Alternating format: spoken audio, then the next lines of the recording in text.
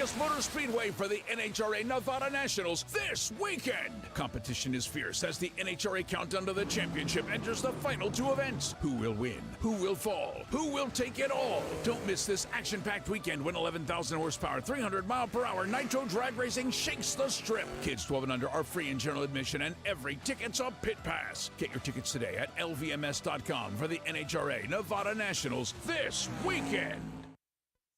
The Dread Podcast with Thomas Moscow. Sundays at noon on KSHP North Las Vegas, AM and FM, K29 6HP North Las Vegas, and KSHP.com.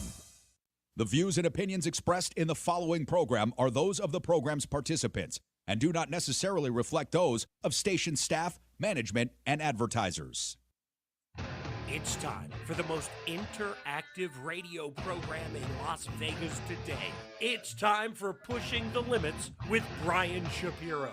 Brian will talk sports, politics, entertainment, and anything that matters to you. Feel free to call Brian at 702-221-7283. You want answers? I want the truth! Now, Pushing the Limits, here's Brian Shapiro.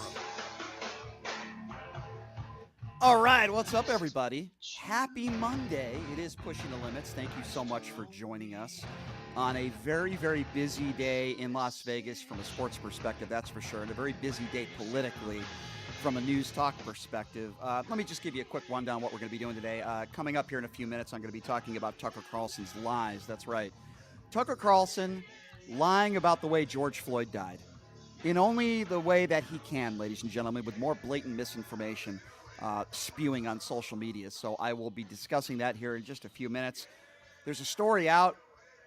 Apparently, Donald Trump was attempting to try to parade his wife, Melania, in a two-piece swimsuit in front of his friends to try to make them jealous. And Melania Trump's response was hilarious. We'll get to that coming up a little bit later on this hour. Hey, the Las Vegas Aces are celebrating their championship, and they have a parade in Las Vegas today. And what better person to come on to preview the parade and to talk about this year than the general manager of the Las Vegas Aces, Natalie Williams. She's going to be joining us at 1 o'clock. UNLV football is now bowl eligible. Athletic director Erick Harper will be joining us in hour number 2.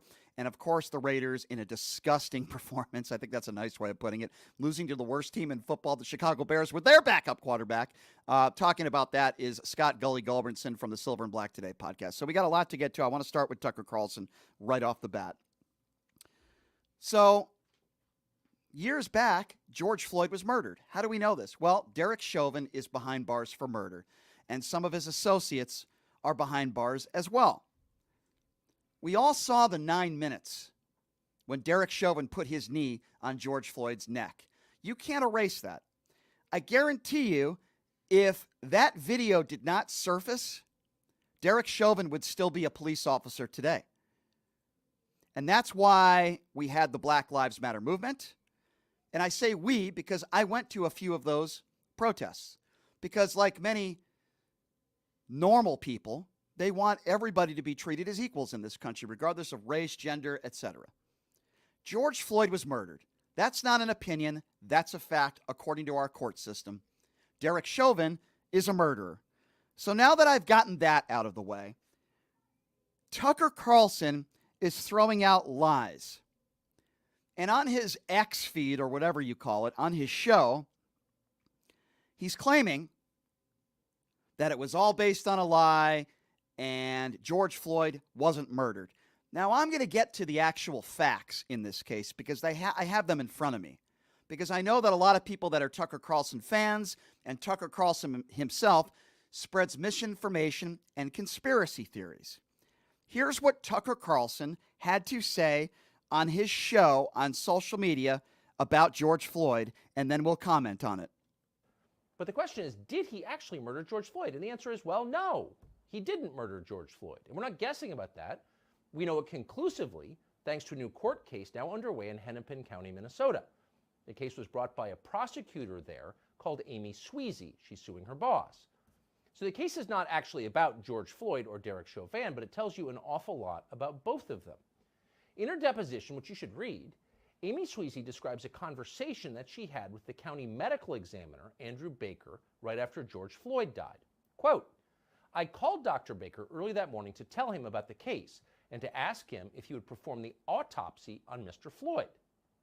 Sweezy recalls all this under oath in the deposition. Quote, he called me later in the day on that Tuesday, and he told me that there were no medical findings that showed any injury to the vital structures of Mr. Floyd's neck.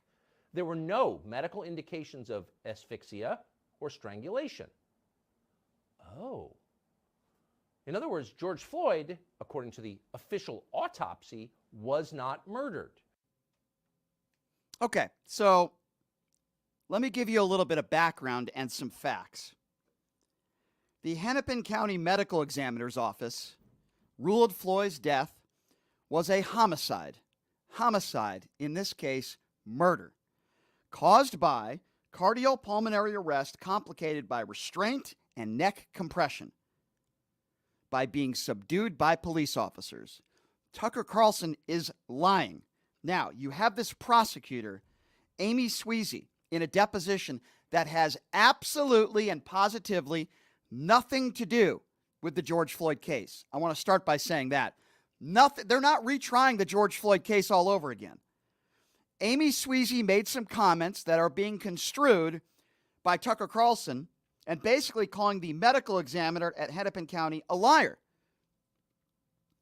Very simply put, this medical examiner, Andrew Baker, testified under oath that the way the officers held George Floyd down and compressed his neck while restraining him was just more than Mr. Floyd could take given the condition of his heart. Similarly, an independent autopsy said that there was asphyxiation from sustained pressure was the cause. Now, you can make the claim that George Floyd did a lot of drugs, he wasn't in great medical health, he had COVID, he had a weak heart. And those are all fair statements to make. But George Floyd died based on the Hennepin County Medical Examiner's Office because of Erick Chauvin's behavior. Putting a knee on George Floyd's neck for 9 minutes. And what Tucker Carlson is doing is what he always does. Lies, misinformation, incitement, you name it. We have a prosecutor that said in a deposition that has nothing to do with the George Floyd case, literally, nothing to do with the George Floyd case. She claims, and by the way, this hasn't been substantiated, and Andrew Baker hasn't, claimed that this is exactly what happened. He hasn't come out and said, yep, Sweezy's telling the truth. She claims she had a conversation with Andrew Baker and that Baker found no damage to the neck. Let me be very clear, because also Tucker Carlson is not a doctor, and I'm not a doctor, but even I can tell you, if you're a logical human being, you could still die from Erick Chauvin's actions of the knee on the neck without any substantial damage to the neck, because George Floyd had a weak heart, and we know that the procedures and what Erick Chauvin did, that they were against all company policy. You had a man that was restrained with his hands behind his back, handcuffed. There was no reason for Erick Chauvin to put his knee on his neck for even 10 seconds, let alone 9 minutes.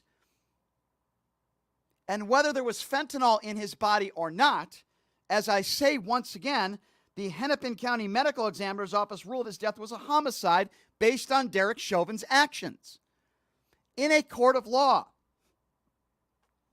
And if you don't believe me, let's go to some other experts. Tucker Carlson not being one of them. Dr. Martin Tobin, a pulmonologist and a care specialist at Loyola University Medical Center. Notice how I'm not quoting eye doctors like Rand Paul, who thinks he's a specialist when it comes to COVID and the vaccines. No, these are actual real experts that testified in the trial. It wasn't just Andrew Baker, the medical examiner, but others as well.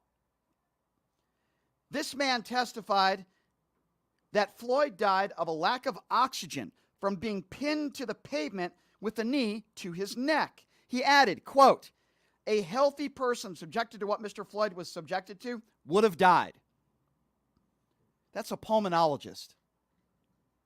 Tobin also noted Floyd's body position. Officers lifting up his handcuffed arms, Chauvin's knee on his neck, back and sides are what led to his low oxygen levels. Dr. Daniel Eschenschmidt, a forensic toxicologist at MMS Labs in Pennsylvania, another expert, unlike Tucker Carlson, testified under oath and presented data showing the levels of methamphetamine found in Floyd's system were lower than the average amount found in 94% of DUI cases in 2020. So for those of you that want to make those claims that he died of drugs, you're wrong, and you have no idea what you are talking about. Then there's cardiologist Jonathan Rich, who also said under oath in a courtroom, I can state with a high degree of medical certainty that George Floyd did not die from a primary cardiac event. He did not die from a drug overdose. Under oath, the cardiologist Jonathan Rich said that. He also added that had it not been from Chauvin's restraint, he believes Floyd would have lived. Dr. Lindsay Thomas, who was also an expert witness who reviewed documents and videos in the case, echoed Tobin's testimony and noted the slow nature of Floyd's death.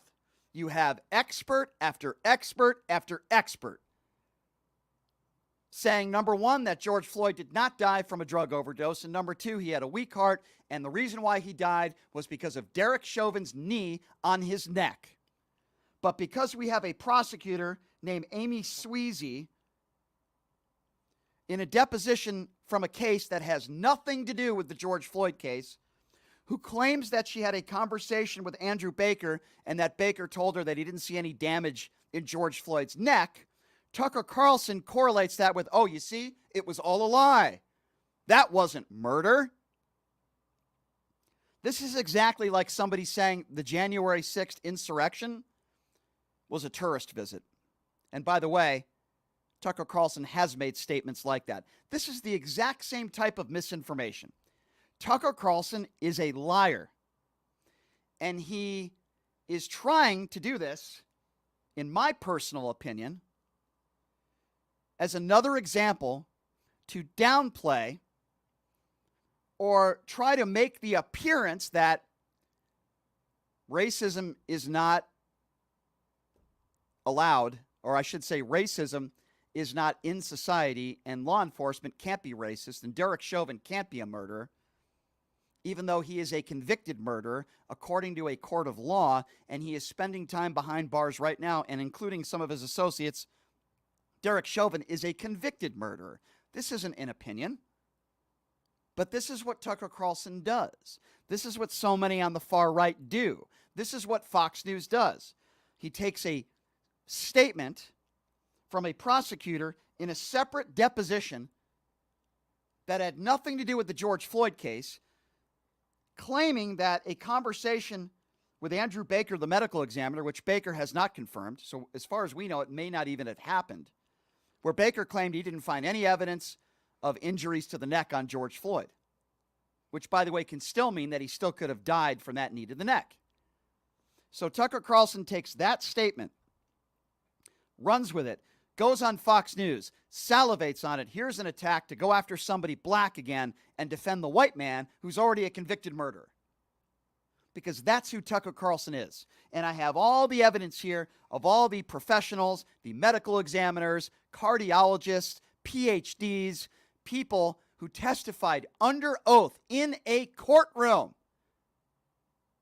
that Derek Chauvin killed and murdered George Floyd. Why do some of you people still believe Tucker Carlson, a man with no medical experience? You are entitled to your own opinions in this country, but you are not entitled to your own facts. The earth is not flat. The Holocaust did happen. And Tucker Carlson, who claims that George Floyd was not murdered, is a lie. And it is why Derek Chauvin and some of his associates are behind bars. And it is why Derek Chauvin will never be a police officer again. And it is why Derek Chauvin is a murderer. Period. The number to call is 702-221-7283. And again, that number, if you want to be a part of the conversation, 702-221-7283. I want to play you a little more audio.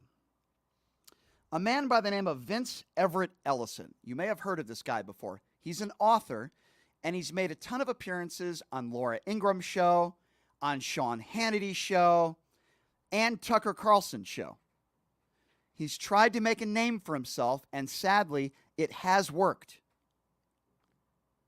by spewing right-wing propaganda and misinformation, in this case, about the George Floyd case. So Tucker Carlson loves these kinds of guests, people that make these appearances on the networks, and people that spread misinformation to fit the Fox News and Tucker Carlson V's narrative, in this case, that George Floyd wasn't murdered. He died of a drug overdose. So listen to this author, who, by the way, has zero medical experience, and we'll kind of do a stop and go here because there's so many times I want to stop this and shout. Have a listen to this. This is Tucker Carlson introducing Vince Everett Ellison, who's just an author and grotesquely spouting out misinformation about the George Floyd murder. Listen to this. We have to acknowledge the people that gave it to us and why. See, George Floyd is the Democratic Party's prototypical black man. These are the black men they are trying to create. So George Floyd has to be elevated. Okay, so first of all, the Democrat Party did not create this murder. The person who created this murder was Derek Chauvin and his associates. And the only reason why we know who Derek Chauvin is because of the innocent bystanders, and I would call them heroes, who recorded it. The Democrats did not create this. Derek Chauvin did. If Derek Chauvin doesn't have his knee on George Floyd for 9 minutes, we don't know who George Floyd is. We don't know who Derek Chauvin is. And that has nothing to do with politics. Nothing at all. Celebrated. He's perfect to them. He was poor. He was uneducated. He was a drug addict. He didn't have a job. He was down there begging and crying and asking the white people to not kill him. The fact that George Floyd might have been poor, the fact that George Floyd might have been uneducated, the fact that George Floyd didn't have a job is completely irrelevant. But this guy goes on Tucker's show demeaning a man who's dead. It doesn't matter what he did in his past life. Just because somebody's poor or unemployed doesn't give the right for a police officer to murder somebody. So everything that this guy is saying is completely irrelevant to the George Floyd case to begin with. And anybody that is semi-intelligent understands that. But again, this gives somebody the opportunity to go on Fox News and call George Floyd poor or a drug addict or unemployed, which, by the way, has absolutely nothing to do with what took place that day and the knee that was on George Floyd's neck for 9 minutes. Nothing to do with it. I'm not going to sit here and say George Floyd's a hero. I'm not going to sit here and look at George Floyd as a martyr, but he is somewhat of a symbol of how some police officers abuse power and, in this case, commit murder. He's a symbol. Doesn't mean I look up to George Floyd. It doesn't mean that many people look up to George Floyd as some sort of hero. Some people do, and I disagree with them. I don't think George Floyd is a hero. But the fact that he's poor or he was uneducated or that he was unemployed doesn't give a police officer the right to murder somebody. But yet this guy still spews this stuff. And of course, Tucker Carlson doesn't go with any pushback because he loves it. Let's demean the black man, according to Tucker Carlson. Here we go with some more. To a Democrat, to a white Democrat, this is the perfect black man. So he has to be elevated. Look, not a few days ago, Kamala Harris and Joe Biden celebrated hip-hop music. They had a celebration of hip-hop. Hip-hop culture is America's culture. It is a genre. It is music and melody and rhyme. And hip-hop is also an ethos. A music genre that calls the black man the N-word, calls women the W word and the B word, talks about misogyny, shooting police. Okay, so again, he's talking about things that have nothing to do with the George Floyd case. He's taking a clip from our vice president talking about hip-hop music and about how certain artists use the N-word, and somehow he's trying to correlate that to why George Floyd died. One has nothing to do with the other. Again, him bringing up George Floyd being unemployed, George Floyd being poor. Again, completely irrelevant. So that's what people will do. And that's what people will continue to do. What they will do is they will try to chastise George Floyd. Forget about the fact that we already have a convicted murderer behind bars and that George Floyd was murdered. But Tucker Carlson will push all that to the side and all the experts that testify under oath, and you'll have this moron author come on the show so he could sell more of his books and spread misinformation. Smoking dope, selling dope, fighting, killing, acting a fool. They celebrated this genre. Why? Because this is how they see Black America. They see us the same way they see George Floyd. And they have to make more of us because everywhere they rule, you know, John F. Kennedy stood in front of the Berlin Wall in the 60s and said, if you think that communism is great, let them come to Berlin. Well, if you think that the Democratic Party is great, let them come to Detroit. Let them come to Chicago. Let them come to St. Louis. Let them come to L.A., Portland, Seattle, Memphis. Anywhere where they rule, you'll see George Floyd's all over the place. And they're proud of them. In Baltimore, Maryland, they spend $21,000 per child for every child up there inside the school district. Not one school is proficient in math, science, or reading. But they keep it going every year. Why? Because they're producing George Floyd. But and George Floyd's vote for the Democratic Party. But why would, so when most of us, you, me, I think all normal people look at George Floyd's life, you think this is a disaster. This guy never added anything. He took a lot in prison at least 8 times. I mean, his life was a tragedy at best. Why would you want more people like that? Because he votes for the Democrat Party. What an absurd statement. And then he teaches his children to vote for the Democrat Party. And then these white Democrats can feel superior to him. What an absurd thing to say by Tucker Carlson. What prominent Democrat out there can you name that has said, we want more George Floyds? Again, Tucker Carlson's lying. I haven't heard, I watch the news every day. Probably 10 hours a day I watch the news. Both sides of the aisle, CNN and Fox News. I haven't heard one Democrat, one elected official, that's a Democrat, that said, we want more people to be just like George Floyd. Tucker Carlson is lying. If you see a statue of George Floyd, or if you see somebody with a sign in regards to George Floyd Lives Matter or anything like that, it wouldn't take a lot of intelligence for people to understand.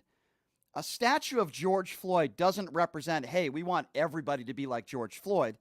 A statue of George Floyd, at least how I interpret it, is George Floyd is a symbol of somebody who happened to be black that was murdered by a police officer. It's a symbol. But somehow Tucker Carlson probably does understand that, but he uses all the dog whistles he can and tries to correlate that with, why are Democrats trying to say everybody should be like George Floyd, when it is to the contrary and nobody is saying that.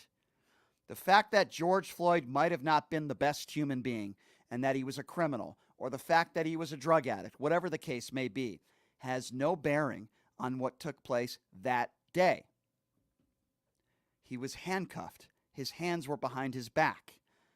And you can't find me one police officer today that would say Derek Chauvin's actions were proper procedure. They weren't. It's why Derek Chauvin is a murderer. But somehow this buffoon named Vince Everett Ellison wants to talk about everything but the facts. Everything but what actually matters in this case. He wants to talk about George Floyd being poor. He wants to talk about how George Floyd didn't have a job. He wants to talk about how George Floyd did drugs. He wants to talk about rap music and our vice president. He wants to talk about how rappers use the N-word. And he wants to use all that stuff to try to correlate something that makes absolutely no sense. What is this guy trying to say? What is he trying to say? That George Floyd wasn't murdered? That's what Tucker Carlson is saying. And for those of you on social media now, they're saying that the medical examiner proved that he died of a drug overdose. No, it didn't, and you have absolutely no idea what you're talking about. Under oath, Andrew Baker said the contrary. The medical examiner ruled Floyd's death was a homicide. So you obviously don't know what you're talking about, or you take Tucker Carlson's word for it. Either way, you're wrong. The actual medical examiner in Hennepin County said that George Floyd died of cardiopulmonary arrest complicated by restraint and neck compression, and he echoed that under oath in a courtroom during the trial. You don't know what you're talking about. The medical examiner's office, without the shadow of a doubt, said that George Floyd's murder, and it was a murder, at the hands or the knee of Derek Chauvin. That's simple. And whether George Floyd's heart was weak or whether, the amount of fentanyl he had in his body, I just gave you the facts of the drugs that were in his body. There was data during the trial that showed the levels of the methamphetamine found in Floyd's system were lower than the average amount found in 94% of DUI cases back in 2020. So there is your evidence right there that George Floyd did not die of a drug overdose and he was murdered. Now, again, I don't have to prove that to you. It's already been proven in a court of law. It's why Derek Chauvin is a convicted murderer. So if you want to listen to Tucker Carlson, or as I like to call him, Tucker the Fifth, the white supremacist sympathizer, because that's who Tucker Carlson is, and he will always be that person. If you want to listen to Tucker, and you want to take his word for it, over all the medical examiners that testified under oath, over all the medical professionals that testified under oath, then there's something wrong with you. Either you're not very intelligent, or maybe you're racist and you refuse to hear the actual facts and the truth in this case. I've been having to deal with this for several years. I had to deal with it with somebody that I had to work with in radio, and I continue to have to deal with it with some people out there that are not very intelligent. And when you bring up George Floyd, the first thing that they want to bring up is not, gosh, it's terrible, he was murdered, I'm glad Derek Chauvin got prosecuted. No. A lot of these people on the extreme far right, the first thing they'll bring up is exactly what Tucker Carlson brings up and exactly what this buffoon author brings up on his show. George Floyd was a criminal. He was on drugs. He shouldn't have broke the law. You'll hear all these things that are completely irrelevant to what took place in that 9 minutes. Let me be very clear, ladies and gentlemen. You could have just shot somebody. And if you're on your stomach and you're not resisting, and if your hands are behind your back and you're handcuffed, an officer cannot use deadly force on you. You are not a threat. You are not going anywhere. And when you are on your stomach and you're not moving and you're not resisting and you're handcuffed, there is no reason for an officer to be using deadly force, period. Doesn't matter what crime you may or may not have committed. George Floyd was on his stomach. His hands were behind his back. He was handcuffed, and that is why Derek Chauvin is a convicted murderer. And if you guys want to continue to listen to Tucker Carlson, and you want to continue to listen to right-wing buffoons out there who have absolutely no idea what they're talking about, then you can go ahead and continue to do that. But it's wrong. And it's frustrating, and it gets me angry. Let me be clear on this with my opinion on George Floyd in general. George Floyd's not a martyr. He's not a hero. And he probably wasn't a very good person. That doesn't mean that a police officer is judge and jury, and that doesn't mean that a police officer can murder you. What George Floyd did in the past in his life is completely irrelevant to this story. If you see a statue of George Floyd, it doesn't mean that Democrats want everybody to be like George Floyd. Tucker Carlson is lying, and he knows he's lying. If you see a statue of George Floyd or somebody who talks about George Floyd, it's not because they want people to be just like George Floyd. It's simply they want people to understand that George Floyd is a symbol of a black man who should still be alive today who was murdered at the hands of a police officer. We're going to take some phone calls on this on the other side of the break. Let me give out that number if you want to join the show, 702-221-7283. All calls are welcome, whether you agree or disagree with me. I'm not sure what you would disagree with me on, but you're welcome to call into the show right now. 702-221-SAVE, 221-7283 is the number to call if you want to be a part of the program. We are going to get to this story coming up next. Apparently, Donald Trump wanted to parade his wife, Melania, in a two-piece bathing suit so his friends would get jealous. It's an interesting story, but not a surprising one. We'll get to that a little bit later on in the program. But taking your phone calls when we come back. We'll take a quick break. We'll be back right after this. You're listening to Pushing the Limits right here on KSHP.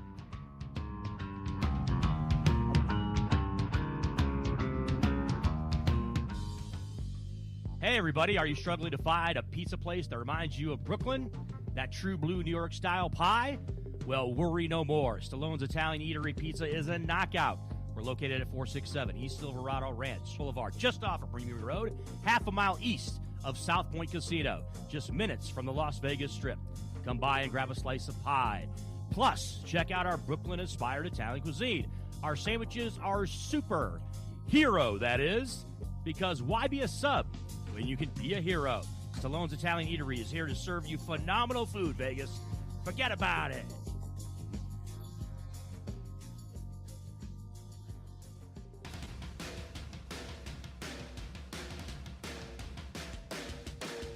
Hey everybody, it's Brian Shapiro from Pushing the Limits here. I want to tell you guys about my good friends at the Postal Annex. They have a notary signing agent on site daily, no appointment needed, and they offer a full scale of printing services from shipping labels to documents, business cards, banners, photos, and business signage. They're your passport service headquarters. They offer passport photos and they can renew your adult passports. If you're traveling in a hurry, they can get those passports to you within 7 days or less. Mailbox rentals with a physical street address, and they also receive your packages from Amazon, UPS, FedEx, USPS, and more. Here's the best part. If you're a Pushing the Limits listener, they have an introductory rate of only $39 for a 3-month service. You can't beat it. Give them a call, 702-873-8005. Check them out at 6130 West Flamingo Road. It's the Postal Annex. And tell them I sent you. Buying or selling a home is a huge life event that requires guidance from an expert in the industry and community. My name is Blake Wynn. You may recognize my name as my grandfather was the best governor the state of Nevada has ever had. Growing up in Las Vegas, I've come to know this community intricately. Now, I am raising a family here as well, so I understand all the issues impacting our home and quality of life. As the top realtor for the #1 real estate team at Keller Williams, you can have confidence in my experience, knowledge, and track record. When it comes to buying, selling, or investing in real estate, choose a name you can trust and someone who understands the community you call home. Call Blake Wynn today and experience the difference of a trusted expert. 702-540-3311. At the Bagel Cafe, the recipe is simple, good food, and generous portions. Family owned and operated since 1996, the Bagel Cafe is a unique restaurant where you can get anything your appetite desires. From a bagel and a schmear to piled high corned beef on homemade rye, fresh fruit platters and salads, or creamy New York cheesecake. Check them out at thebagelcafeLV.com. The Bagel Cafe, where there's something delicious for everyone.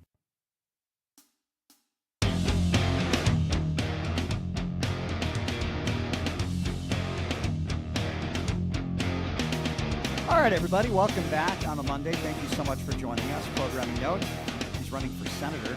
She is a MAGA Republican. I don't think she would deny that. Rhonda Kennedy's going to be joining us in studio tomorrow. Oh, that's going to be fun. Coming up in hour number 2, we got 3 great guests, man. We got the general manager of the Las Vegas Aces, Natalie Williams, is going to be joining us. We got the parade tonight. We'll talk to her about that. We've got the UNLV athletic director, Erick Harper, joining us. UNLV makes it to a bowl game. We'll be talking to him about that. It's awesome. And Gully is going to be joining us. Scott Gulbrenson, talk a little Raiders football. So 3 guests in hour number 2 will be joining us. So really looking forward to that. Now, I do talk about Donald Trump a lot on this show, and I talk about Donald Trump off the show as well. Tomorrow, I got into an email spat with a syndicated right-wing radio host named Joe Paga. That's what he calls himself.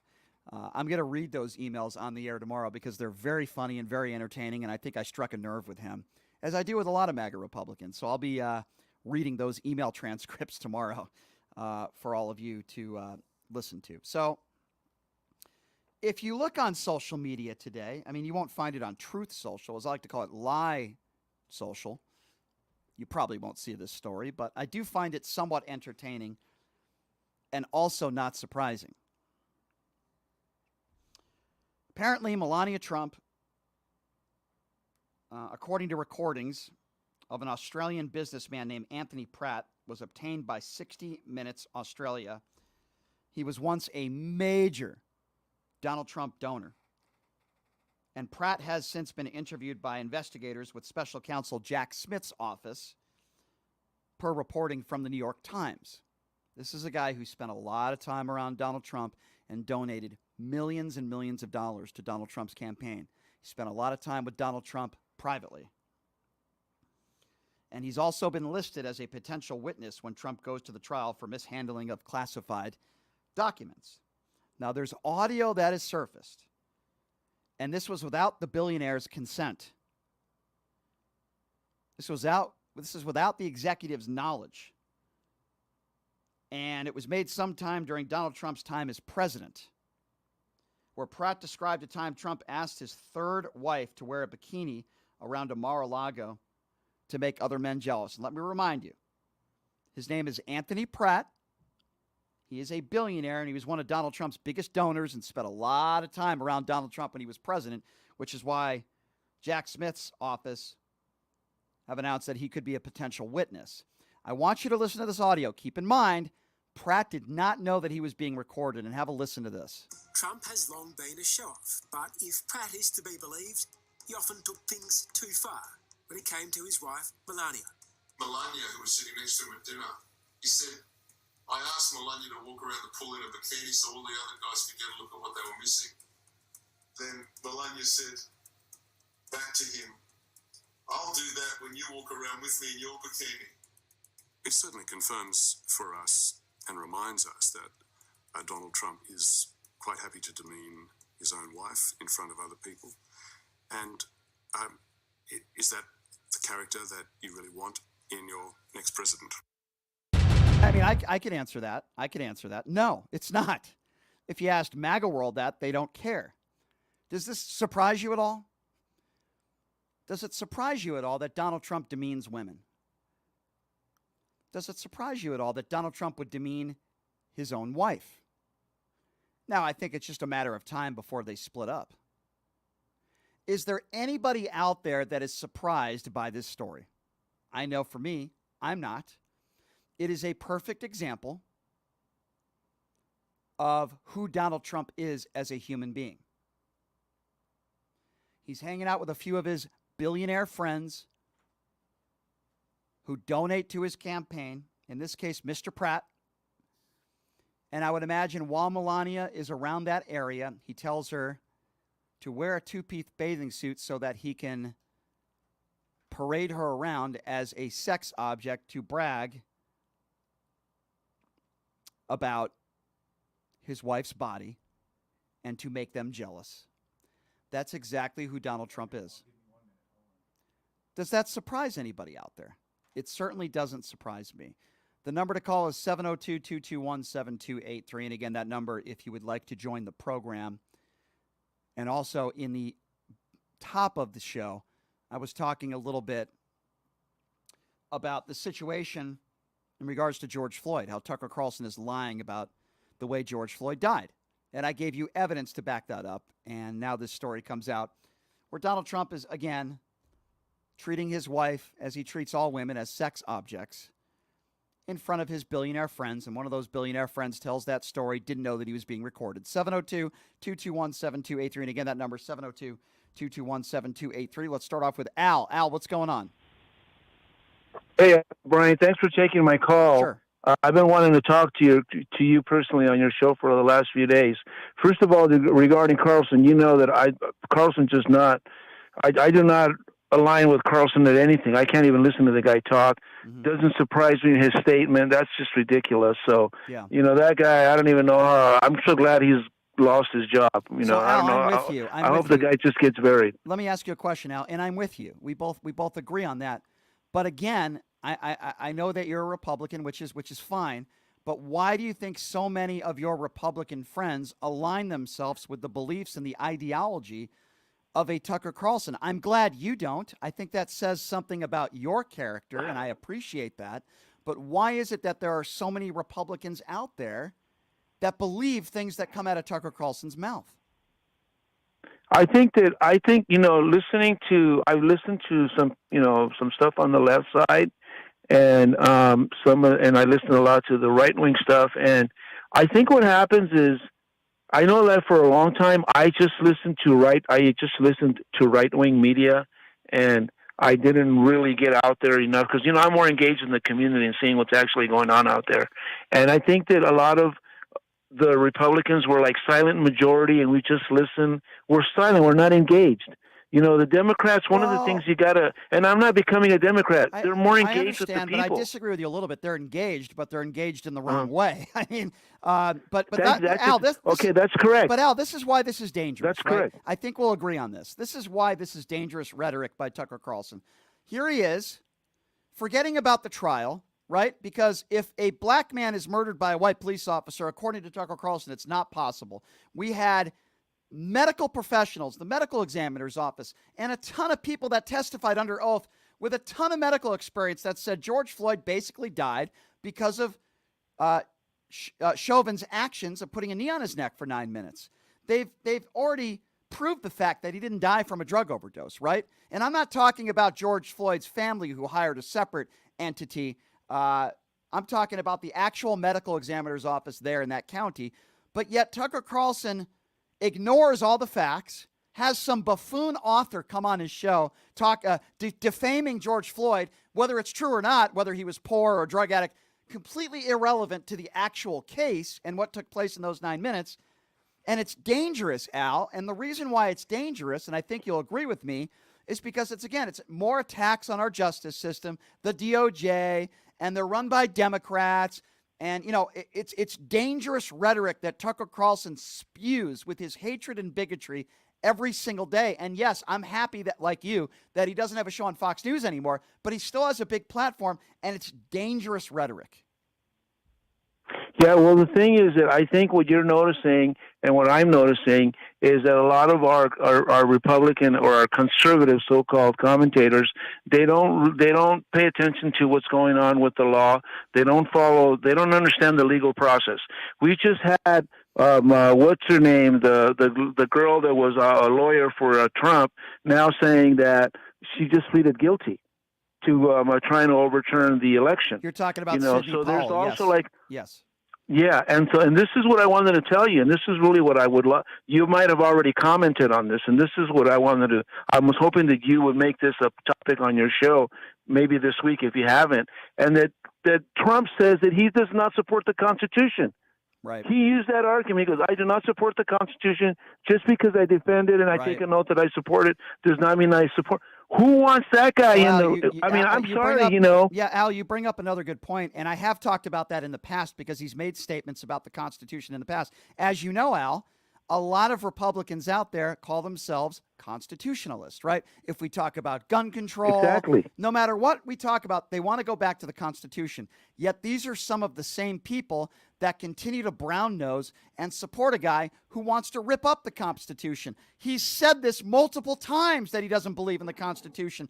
I mean, I don't understand these Republicans. As much as you hate Joe Biden. That's exactly. I was hoping that you do a show. I got to maybe tell us when you're going to do this, and because I want to listen to see how my Republican conservative base will respond to that. But I want you to ask me one question. Ask me who I'm supporting for president in the primary, and I want to answer that online. Well, please. I want to say that. I'll ask you that right now. Who are you supporting? I'm supporting Ron DeSantis as my number one candidate, and I am considering of writing in Nicole, the girl that calls in all the time that was a Christian. Nicole Mitchell. I might actually nominate her for president. Well, I'm telling you the truth. I might actually do a write-in on her. That's where we would respectfully disagree when it comes to Ron DeSantis, not Nicole. I think Ron DeSantis. I hear you. But anyways, I might. I'm sorry. Go ahead. Yeah, I was just going to say, I think Ron DeSantis is more dangerous to this country than Donald Trump. In my personal opinion, he's, again, a dictator with dictator tendencies. If you disagree with Ron DeSantis, we're going to tax you. Look at what he did with Disney. Look at what he did with the migrants, putting them on a plane to Martha's Vineyard. Al, I know you're a nice guy, and you have the right to support Ron DeSantis, but I disagree with you, and I think there are better Republicans out there that have some decency, and I don't think Ron DeSantis is one of them. I don't think if it's not Ron DeSantis, for me it's Nicole. I'm telling you the truth. That's just if I decide if you talk me out of that, I'm voting for Nicole. Fair enough, I'm telling my you man. the truth, Hey, man. it's good to hear tell from you. Nicole I said that. I will. And the next time she goes, I want to call in and say hello. I will. All Al, righty? good to hear from Hey, you. Man, I appreciate the phone thanks for call. taking my call. Thank you very much, of course. All right. Bye-bye. Anytime. Bye-bye. 702-221-7283. And again, that number to call if you want to be a part of the conversation. 702-221-7283. Listen, Al's a Republican. I get it. You cannot convince me that Donald Trump has a larger following and more votes now than he did 4 years ago. You cannot convince me that. I haven't spoken to one person who voted for Joe Biden in 2020 that says that they're going to vote for Donald Trump. Now, I've spoken to plenty of people out there, some people that maybe are not happy with Joe Biden, some people that would rather vote for somebody else, sure. But I haven't spoken to one person that voted for Biden, and I'm one of them, by the way, that would all of a sudden say, geez, I'm really unhappy with those eggs being so high. I'm really unhappy with those. So I think I'm going to vote for Donald Trump because I think he's going to save us. And I'm telling you right now, we're probably going to get Robert F. Kennedy Jr. on the show next week. I heard back from his people. I'm going to tell you right now, Robert F. Kennedy Jr. entering the race as an independent does not hurt Joe Biden. It hurts Donald Trump because he is a conspiracy theorist. And we know the overwhelming majority of people in this country that are conspiracy theorists, they ain't liberals, and they're not people that support Joe Biden. They're people that support Donald Trump. So some of those people that support Donald Trump are going to be voting for Robert F. Kennedy Jr. It hurts Donald Trump. It doesn't hurt Joe Biden. Simply put, it just doesn't. And again, a lot of the Republican base, or the MAGA base, I should say, that support Donald Trump, many of them are on the evangelical right. Many of them are Christians, right? Good, wholesome Christians, as they like to call themselves. Here's a man, forget about this story about Melania Trump. Here's a man who has kids with multiple ex-wives, who's probably the biggest sinner of anybody, who demeans women, attacks women based on looks, attacks their weight, demeans minorities. These people are rapists, they're bad people, and I suppose some of them are good people. Defends white supremacists and Klan members, if you remember in Charlottesville, good people on both sides, who defended the Confederate flag. Brian, what are you talking about? When NASCAR banned the Confederate flag from any of their events, which was, by the way, the right thing to do, and it was long overdue. When Donald Trump did that and banned the Confederate, or when Donald Trump spoke out against it, as soon as NASCAR banned the Confederate flag, it was Donald Trump that spoke out against it and said NASCAR was making a big mistake. Here is a flag that represents bigotry, racism, and hatred, and Donald Trump was the first person to defend the Confederate flag. Is that the kind of role model that you want? Is that the person you want to be president of the United States? Is that who you want? A man facing 91 felony counts? Is that who you want? I ask people this question all the time. I ask them, you want your kids to grow up to be just like Donald Trump? Kids with multiple ex-wives, the constant cheating, a liable rapist. Yes, because that's what Donald Trump is. He's a liable rapist, and it was proven in a court of law. 25 plus women that have accused him of sexual assault or rape. A man who's been a snake oil salesman his entire life, a fraud, a compulsive liar, a narcissist, a person who only cares about himself. That's the kind of person you want leading the country. Listen, if you're a Republican, I get it. If you can't stand Democrats and Joe Biden, okay, fine. If you don't like left-wing policies, fine. Let's have that conversation. But once you say you're a MAGA supporter, I lose a lot of respect for you now. I understand why people voted for Donald Trump in 2016. Listen, I didn't vote for Hillary Clinton. I admit now that that was a mistake, but I'm not a big Hillary Clinton person. I don't like Hillary Clinton. No more than I liked Donald Trump back in 2016. So what did I do? I didn't vote for either of them because me personally, I don't believe in voting for the lesser of two evils. When John McCain ran against Barack Obama, I didn't vote for either of them, not because I disliked either of them, because I would have been okay with either of them being president. Now, I didn't want Sarah Palin to be the vice president, but I had the utmost respect for John McCain. You know, I think one of the best moments in politics in my lifetime, if you remember this. I'm 43 years old now. This was a while ago. I'm pretty old. But if you remember back in the day when John McCain was at a campaign rally and there was a woman in the crowd that called Barack Obama an Arab, if you remember that. And John McCain took that microphone away from her and said, "No, ma'am, no, ma'am. Barack Obama is a decent man, and we just disagree on policy." I said, there you go. That's somebody that I could vote for. That's somebody that I respect. That's somebody that I like. I would have voted for Barack Obama. Absolutely. I would have voted for Barack Obama, but when I heard this out of John McCain's mouth, this is why I said, you know what?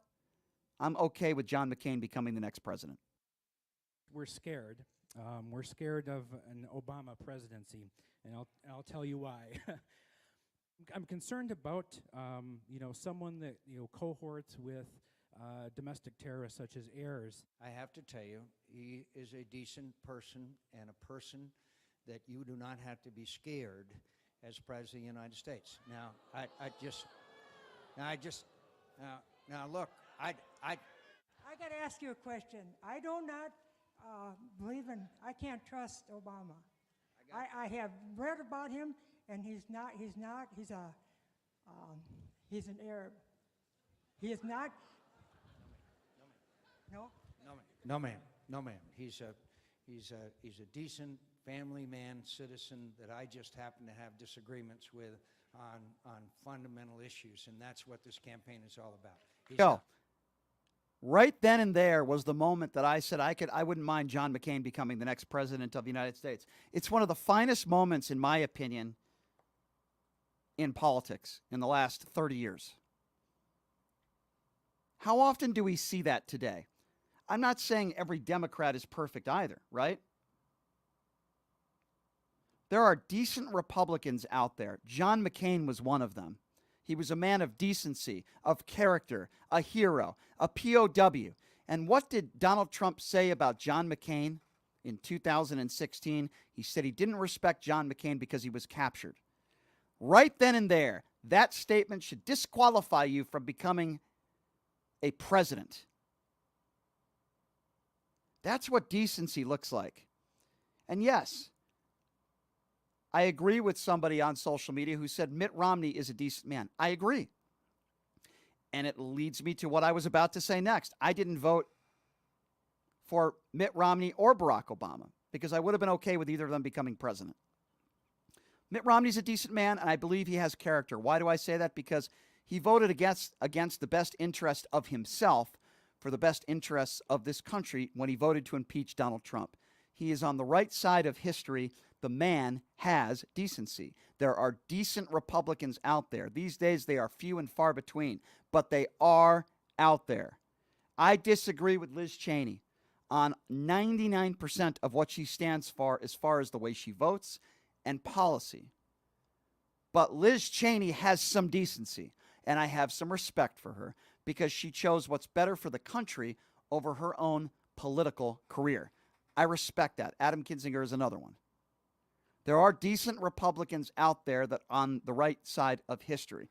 But if you are one of those people that is asked, will you support Donald Trump even if he is a convicted felon, and you raise your hand on that stage and you say, yes, I will, then where is your moral compass and where is your decency? You don't have any. And it's wrong. All right, folks, here we're going to take a quick break. And when we come back, we're going to switch topics. We're going to talk a little sports.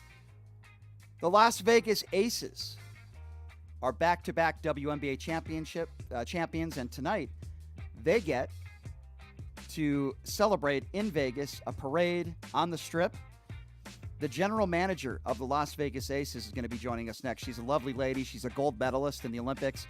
Had a heck of a career herself, and she's done just as good of a job in dealing with the Aces. Boy, I'll tell you, she's done a magnificent job. Las Vegas Aces general manager and gold medalist Natalie Williams will be joining us next.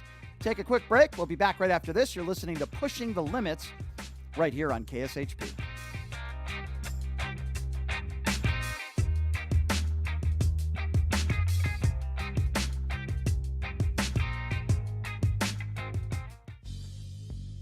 Hey, everybody, are you struggling to find a pizza place that reminds you of Brooklyn?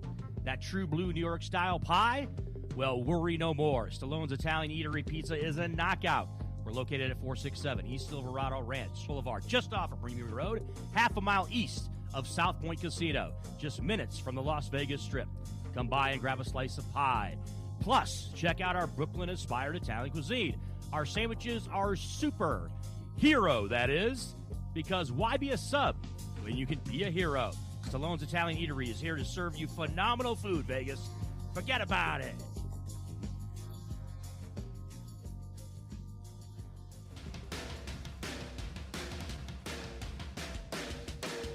Hey everybody, it's Brian Shapiro from Pushing the Limits here. I want to tell you guys about my good friends at the Postal Annex. They have a notary signing agent on-site daily, no appointment needed, and they offer a full scale of printing services from shipping labels to documents, business cards, banners, photos, and business signage. They're your passport service headquarters. They offer passport photos, and they can renew your adult passports.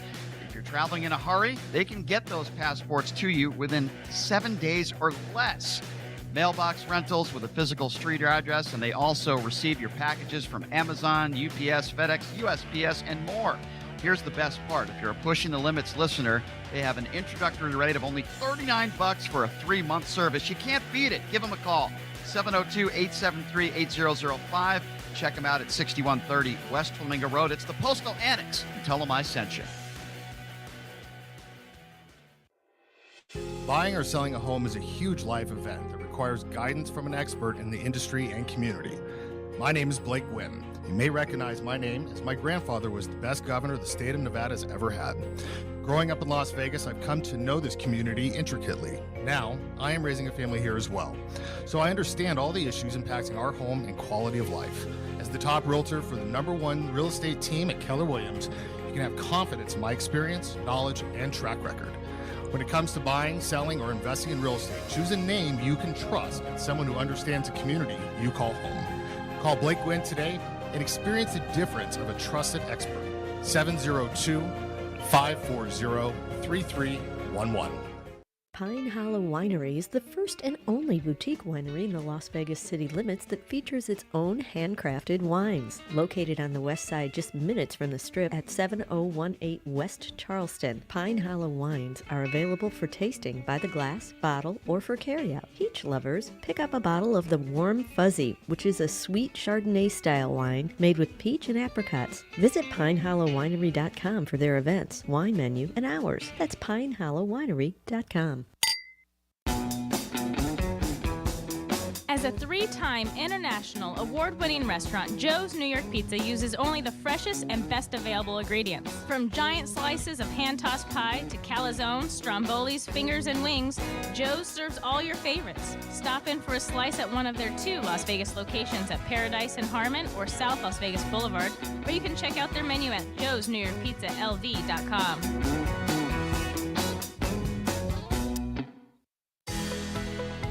The National Atomic Testing Museum is a national science, history, and educational institution that tells the story of America's nuclear weapons testing program at the Nevada Test Site. Located at 755 East Flamingo Road, just east of Paradise, the museum offers immersive, interactive experts for guests of all ages. The museum is Smithsonian certified and open 7 days a week. For more information, visit nationalatomictestingmuseum.org. That's nationalatomictestingmuseum.org. When you bring your vehicle to Star Auto Care for maintenance, you'll have a team of professionals at your service. Every one of our technicians has been factory trained and master status certified to ensure that you receive the highest quality and most effective service. Star Auto Care is located at 3540 East Tropicana Avenue, just east of Pecos. Star Auto Care is confident in their prices and will match any mechanic located within 20 miles. Bring your vehicle in today and let Star Auto Care give you the peace of mind you deserve when you service your car. Visit them online at starautocare.us. Whether you're a corporate executive, on a family vacation, or just passing through, St. George Inn & Suites will meet your specific needs. It's conveniently located near restaurants, shopping, and movie theaters. St. George Inn & Suites offers a variety of room types, 2 fabulous pools and jacuzzis, a fitness center, a free full hot buffet breakfast, and laundry facilities. To make your booking, call 435-673-6661 or book online at stgeorgeinnhotel.com. You need to stop in Southern Utah? Make that stop at St. George Inn & Suites. STN Sports is the only sports betting app you need this season. STN Sports has it all. In-play betting, mobile parlay cards, the Play Plus card to fund and withdraw from anywhere in Nevada, and the latest lines on every game. STN Sports even lets you earn rewards on every bet. Safe and easy betting from your phone or tablet. Go to stationcasinosports.com or sign up at any Station Casino, Fiesta Wildfire, or the El Cortez. Details at the sportsbooks. Quarter of game 4. Here we go. Ionescu to inbound, trying to get it to Stewart. Dumps it in. Stewart juggles, catches. 6 seconds left. Stewart with 5, draws the double. Laney to the corner. Vandersloot. No! And that is it! An unforgettable finish to game 4. A resilient conclusion to a remarkable season for the Las Vegas Aces, and for the first time in 21 years, the WNBA has a back-to-back champion. There you go, ladies and gentlemen. It was an incredible feat. Back-to-back WNBA champions. It came down to the wire. And guess what? The Las Vegas Aces are going to be doing some celebrating tonight on the Las Vegas Strip. It's parade time, and what better person to talk about that in the season that they've had than the general manager, and she is a gold medalist. So much respect for what she did in her career and what she's doing now as a GM in the WNBA. Of course, Natalie Williams joining us right in the line. Natalie, congratulations, and thank you so much for joining us. How are you? I'm doing great. What a fun day it is today, huh? Oh, my gosh. I mean, it's going to be crazy on the show. So my question, Natalie, is how are you guys able to do this with all that F1 construction? I mean, it's a little bit of a challenge. How are you guys going to be able to do it? Well, we find a way to work our magic, and the city was helping, and we're happy to be using the plaza at T-Mobile for the end route of the parade. So it's going to be really, really fun. We've upped it from last year, so everyone who came to the parade last year is going to see a lot of new stuff. You can see we've got a really nice stage built already if you've seen it on TV, and it's going to be so much excitement there. I can't even wait. If you had to characterize it, what is different about this moment this year, maybe as opposed to last year? I think the biggest thing was just seeing the progression of everything that came into this year. You know, there was just so much going on, and, you know, losing Candace and losing Raquana, and then at the end in that third game, Chelsea Gray and Kia Stokes going down. I mean, that was, the fight that these guys have and the trust and the love that they have for each other just pulled it through with that 1-point win. What went through your mind? I know what went through Becky Hammond's mind. She talked about that when 2 of her starters went down, and she always had the belief in her team, and obviously she was right. But I'm just curious, as the general manager, I would imagine you had that same belief, but at the same time, you're a human being, and you have to be thinking to yourself, man, this is rough. I mean, we lost our floor general, we lost our a lady down low who grabs rebounds for us and is a great defensive player. I mean, some of that had to creep into your mind. Doesn't mean you didn't have confidence in your team, but I would imagine it had to be a little worrisome, no? Yeah, I was a little nervous when I saw Kia. I knew when Chelsea went down that we were going to have to find a way. But then when I found out that Kia was out as well for that game, I was a little worried. But I went to practice with them that day after, and they had such great energy. They had an incredible game plan, and I left with great confidence that we could pull it off. And you were right. You've guarded some incredible players in your career, and you were one of them, an incredible player yourself and a gold medalist. But I'm curious, though, because I don't want to get too much on the Liberty. This is about a celebration tonight, and I want to ask you more questions about that. Were you surprised, though, with that being said, at Breanna Stewart's Game 4? And just you obviously give credit to the Aces and how great they did defensively in her. But even I was like, you got to give credit to the Aces. But, boy, am I shocked at the poor performance of Breanna Stewart. Did that surprise you a little bit? Well, I mean, I knew that we were going to put our 2 best defenders on her. I mean, Breanna Stewart is an incredible player. She's just an amazing athlete. She can pretty much do everything. So to put Jackie Young and Alicia Clark on her and they knew their assignment to just make all of her shots hard. We used a lot of double teams and jumps at different times, and luckily she missed a lot of shots.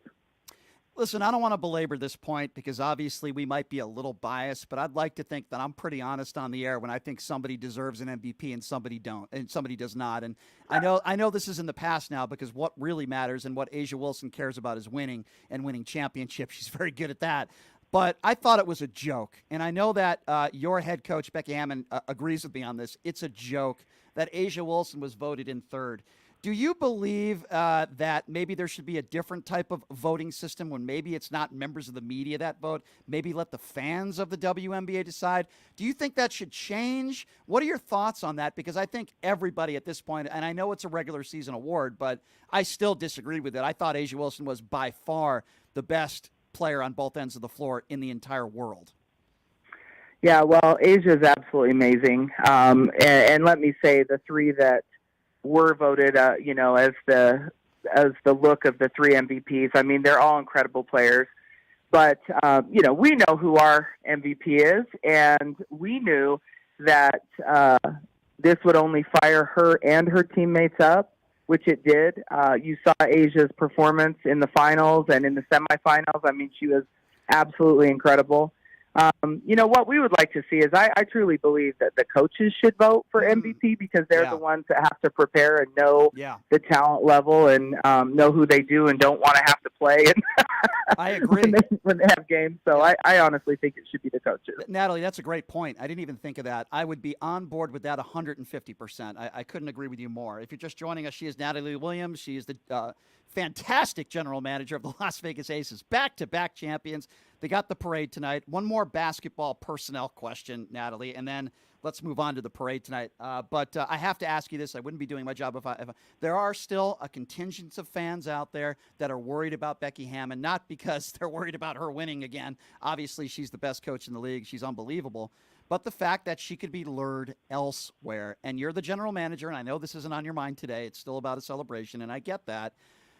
Some people, some NBA pundits have said this opens the door, again, to maybe her being an NBA coach. Does that worry you at all, number one? Have you talked to Becky about that at all? Where do you see this thing going, or are you very confident that Becky will be the head coach next year?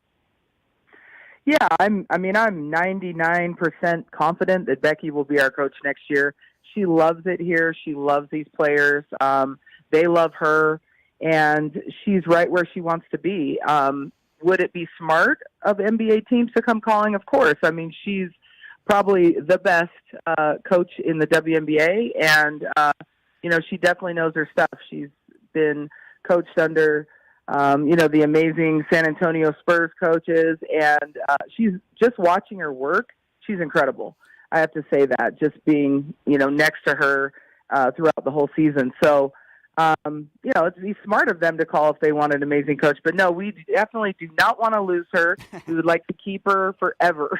Of course. Hey, what did you make of Greg Popovich's press conference? I don't know if you saw the comments he made after his preseason game, and he made some comments saying that he actually considered maybe getting kicked out of the game and getting too technical so he could watch your game in New York. Obviously, he's had nothing but nice things to say about Becky, rightfully so. But I thought that was really cool and really funny at the same time. What did you make of that and Popovich's comments? Well, he always has such great comments, but he adores Becky. I know that he misses her on his staff, and he wanted to see the ending, which was absolutely incredible. So I could see him not caring so much about that game and wanting to get kicked out for sure. Right. Who cares about a preseason NBA game when one of your best friends and your former assistant is trying to get a back-to-back WNBA championship? All right, let's talk about some fun now. Let's talk about the parade tonight. I remember last year was fun. I was there, and a lot of people were having some drinks, and the ladies deserved to have a great time. I know you were as well, and A'ja Wilson has said it's going to be 10 times better this year, and there's maybe some more drinking involved as well. There's always viral moments that come from these things, right? It could be a WNBA championship or the Vegas Golden Knights or whoever, wherever, right? You've been a part of this. What are you expecting to see tonight? What do you think will happen tonight? And what do you think will maybe be a little different tonight as opposed to last year at the parade? Well, I know for a fact we're definitely going to try to clean up the language. we make it more of a family friendly environment. The girls are going to have some fun. They deserve it.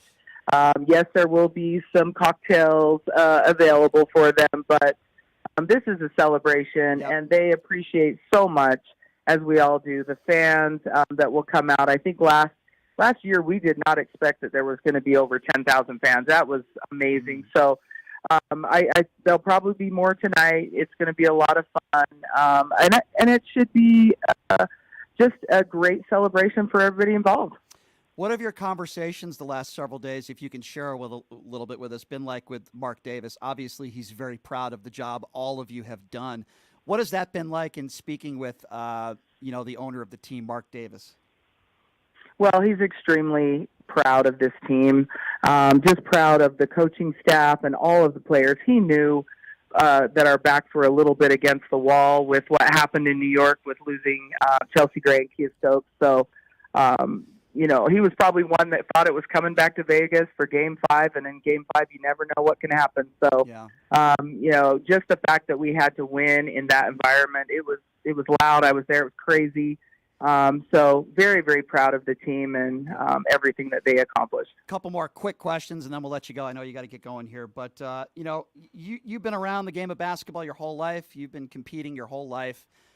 I've always felt like trash talking should probably stay on the court, maybe not off the court. Some people might disagree with me on that. There's been some jarring back and forth on social media, and I think rightfully so. I think some of the Aces players have the right. But at the same time, what do you make of that?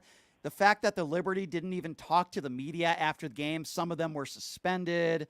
And then you've got some social media going back and forth. One of the players in the Liberty said some of your players were classless, was the word that was used after the game. What do you make of that, and what is your response to that? Well, the first thing I have to say is I am so glad that there was no social media, no Twitter when I played. It's just, that's horrible, I think, at times, when it's things like this, when there's heated environments. But I definitely think the trash talking should stay on the court. Mm-hmm. I was never a trash talker, but it should stay on the court. And, I understand the sensitivities of certain things, but I know that both teams, all the players have a lot of class, their team and ours. Sure. And it's hard. I feel bad for the Liberty that, unfortunately they got fined, and it's hard after a game that you lose, especially on your home court, and it's a championship, to want to talk to the media. But, that's something that they are required to do. Yeah. And you know what, Natalie? I feel like if you guys had lost a close game, that wouldn't happen. It could have been Game 5 or Game 4. In my opinion, there's too much character on your team, and I think that's a character flaw. All due respect to some of the Liberty players, it's your job to talk to the media after the game, whether you win or lose. I thought that was classless on their part. That's just my personal opinion. If you had to explain to us, the fans, the media members, whoever, what that flight was flying back to Las Vegas, and I think you guys got back at like 6 in the morning or something, how would you explain that to the fans? What was that like, being on that flight heading back to Vegas? Well, we didn't even get on the flight until about 3 a.m. New York time. Wow. So honestly, by then, I think everyone was starting to wind down. And the players had done a lot of celebrating at Barclays, so we were still at the arena. They had to shower, they had to do interviews, they had to do that long press conference, and then there was a lot of photos after with the trophy. So we didn't get to the airport and on the airplane until about 3 o'clock. So by that time, everyone was winding down and just really exhaling that we didn't have to play a day and a half later. Well, I just think it's so awesome. It's so great for the city, what you guys have been able to accomplish. And as much as the fan support is great here, and we've just all fallen in love with this team. I, for one, have as well. And you've done a magnificent job as a general manager and made some tough but great decisions. I also will say this on a side note. I have turned my friend, I'm going to name drop now, Vivica A. Fox I've turned her into a big Aces fan now, so she's going to be going to more games. She went to her first Aces game. I took her Game 2, and she had a blast, and she's officially an Aces fan now, so I just wanted to let you know. Oh, we would love to see her at every game, so that would be amazing. with her schedule, unfortunately, she's filming a lot of movies, but I can promise you she'll be back. Natalie, congratulations. Enjoy yourself tonight. Well deserved. Look forward to talking to you soon, and keep up the great work. We love what you're doing. Thank you. I appreciate it. Appreciate you. Natalie Williams, phenomenal general manager. If you want to talk about general manager of the year, I would certainly give it to Natalie Williams. What a job she has done with this team. Listen, when she dealt Hamby, a lot of people disagreed with that. Hamby didn't like it. A lot of people didn't like it. You gonna criticize that now? You gonna say that was the wrong move? Keep in mind that Candace Parker wasn't even playing. She's a Hall of Famer. Is she the player she was 5 years ago? No. She's still a pretty darn good player. She wasn't even on the floor. She wasn't even playing. Forget about the injuries they had. So, great organization. I don't say that about every organization here. We'll get to Raiders football later. Take that for what you want. But congratulations again to the Las Vegas Aces, back-to-back champions, wonderful people on this team, great role models. I can't say enough good things about A'ja Wilson. Besides being, in my opinion, the best female basketball player in the world, she has a wonderful family. I had a chance to meet her brother the other day, spoke to her father, her mother, just great people, man. You know, you're raised like that with a great family. Should we be surprised that A'ja Wilson's such a great person and a wonderful role model? She didn't have to work on her game last year. She was getting paid, still one of the best players in the league. She worked hard on her game. She's probably the best defensive player in the league. So I'm really happy for them. I'm really happy for them. I hope they're able to keep the team intact for the most part. We'll have to wait and see what happens. But I believe the parade festivities start somewhere around 5 o'clock today. So if you're going to be driving anywhere around the Strip, you better be aware of that. But this is for a good cause. It's not for some strike that I don't care about. It's for the Aces winning a back-to-back WNBA championship. So congratulations to them. It was a great win, gutsy win on the road. And I had to ask her that Becky Hammon question because I'm not so sure Becky returns. If she gets an NBA deal as a head coach, I always thought she would precede Greg Popovich as the next head coach of the San Antonio Spurs, which still could happen. But I would imagine, I was talking to a very good friend of mine who knows a thing or two about the NBA, and he told me, the door might have been closed on Becky Hammond a little bit in the last few years about her being an NBA coach. Maybe last year the door was shut, but it's back open again because the job she did in bringing this team to win a Game 4 without your two starters out there is, including Candace Parker, I guess you could argue 3 starters, but probably 2. But it's a great accomplishment. Speaking of great accomplishments, we have the UNLV athletic director that's going to be joining us in about 10 minutes. If you're unaware, the UNLV football program has made it to a bowl game. 5-1 going into this game against Colorado State. Colorado State, pretty good football team. The game was back and forth action, particularly in the second half. The UNLV was down, I believe, if I'm not mistaken, 10 points at the half. And they came out with a vengeance. And a guy that we had on the show, Jesus, had a monster game. Poison, I believe his name is, our kicker. Or is that his name? Had a phenomenal game as well. He set some records. And it was incredible to watch. Through 7 games, UNLV is 6-1, and they've made it to a bowl game, and they've accomplished things that UNLV hasn't been able to accomplish in decades and decades and decades in being bowl eligible this early in the season. Now, listen, I call out people when I believe they deserve to be called out. I won't go by name here this time. I'll take it easy on them.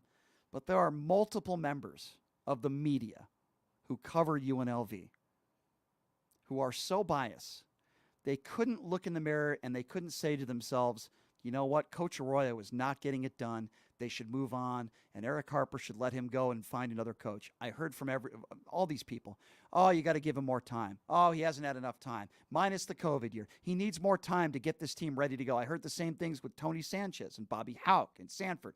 Heard it over and over and over again, and I always was on the right side, and I said, you got to get rid of Arroyo. Not only is he terrible with the media, and he's got this way about him, this ego-ness about him, and he doesn't recruit locally, and he's not a good head football coach, and I don't think he ever will be. He's got no personality. And again, people that I spoke to all the time And even, people that are broadcasters that cover the team. Oh, no, we got to give Arroyo more time. If we listen to them, and you know who you are, Marcus Arroyo would still be the head coach, and I wouldn't be surprised if they were 1-6. So what does Erick Harper do, who, by the way, is joining us in about 10 minutes, the UNLV athletic director? Erick Harper does the right thing, the gutsy thing some people would characterize it as, and he lets Marcus Arroyo go. And some people were surprised. I said, I applaud him. I hope he hires a better coach, but I applaud him because Arroyo wasn't getting it done. So he hires this guy, Odom. Not a lot of people knew a lot about him. I, for one, did not know a lot about him. Did some research on him from a really good conference, won half his games. So the guy had a proven record as a head coach in a good conference. Obviously, he knew how to recruit. And immediately when I met this guy, and I mean immediately, I liked him. When I met Marcus Arroyo, I didn't like him from the beginning. When I met TJ Otzelberger, I didn't like him from the beginning. When I met Marvin Menzies, I didn't like him from the beginning. I'm sure they didn't like me either, by the way. There's a lot of people that meet me that don't like me. I'm not saying everybody likes me because clearly they don't. My producer hates me. But no, but in all seriousness, when I met Odom, and the first time he did this show, he said all the right things, and he held himself accountable. What do I mean by that? First press conference, first time he did this show. Brian, I'm going to be judged on wins and losses. This isn't a rebuilding. We're going to win, and we want to win. That's our goal, winning, getting to a bowl game every year, year one. I said, whoa. I jumped out of my chair. I said, I've been waiting for a coach to talk like that in 20 years I've been here covering UNLV football. We finally got him. We finally got him. On top of that,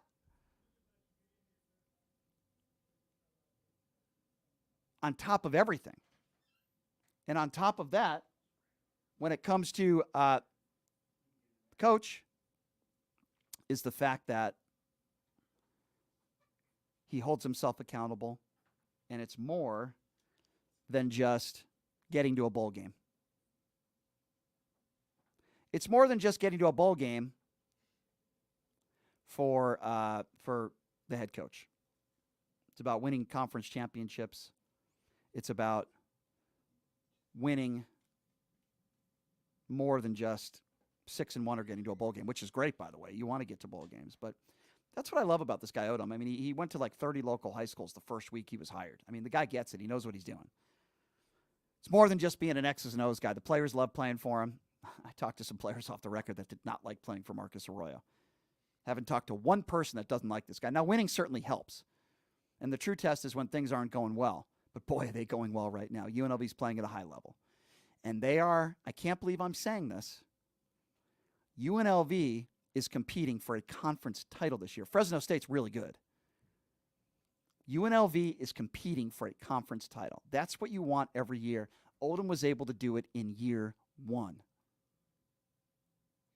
It is already paying huge dividends for UNLV and the athletic department. And who am I to say they can't win 9 games this year? I think they can. This is why it's so important when you hire the right athletic director, who we have on next year in a couple minutes, Erick Harper. You hire the right athletic director, and then the right athletic director is going to hire the right person, the right coach. Athletic directors aren't perfect. They make mistakes. This was a great hire. Yes, I'm going to call it a great hire. You know why? Not just because he's 6-1. Not just because they're bowl eligible. He wants to be here. Coach Odom wants to be here. In the past, we've hired basketball coaches and some football coaches. Really didn't want to be here. Odom wants to be here. He's honored to be here. He says it in every interview. And it's very, very special. And it's fun. And when I look at the Mountain West Conference standings right now, I actually look at Air Force on top. I still think Fresno State is the favorite, even though they're at 2-1. But UNLV right now is tied for first in the conference. Air Force is 4-0. UNLV is 3-0. And then you go down the list, a bunch of good football teams that are 2-0. Boise State, Fresno State, Wyoming are 2-1. Colorado State with the loss, they now go to 1-2. And then you go to the bottom where UNLV has been at. They've been competing usually with Hawaii as the worst team in the conference, but not the case now. UNLV has a really good chance of winning the Mountain West Conference. If it happens, it'll be unbelievable. It'll be unprecedented for a coach in year one. Year one. To be 6-1 and make it to a bowl game this early in the season, it's really incredible. So I can't wait to talk to the athletic director, Erick Harper, and congratulate him when we come back. I'm a big fan of Erick Harper. I think he's done a great job. I want to ask him, what does this mean for you personally? Because Erick talks a lot about the university, and he should, and everybody else. But I want to talk about him. That's going to be my first question. What does it mean to you personally? You hired this guy, and now they broke all these records, and they're 6-1. UNLV Athletic Director Erick Harper will be joining us next. Take a quick break. Be back right after this. It's Pushing the Limits. Halloween coming up this weekend, but I got to talk about that coming up soon. We'll talk about that as well. I can maybe get some more cavities and lose some more teeth. UNLV Athletic Director Erick Harper will be joining us next right here, Pushing the Limits right here on KSHB.